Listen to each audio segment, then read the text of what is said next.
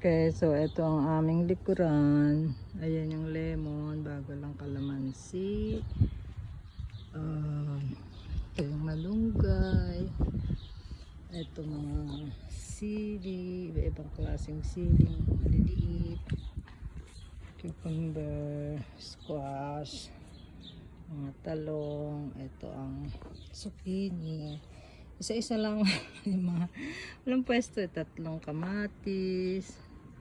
May isang heirloom. Ito another sili. Ano yun? Jalapeno. So ito pa. So itong kamatis na yan. Yan yung mga nahinog. Nalaglag tapos tumubo mag-isa.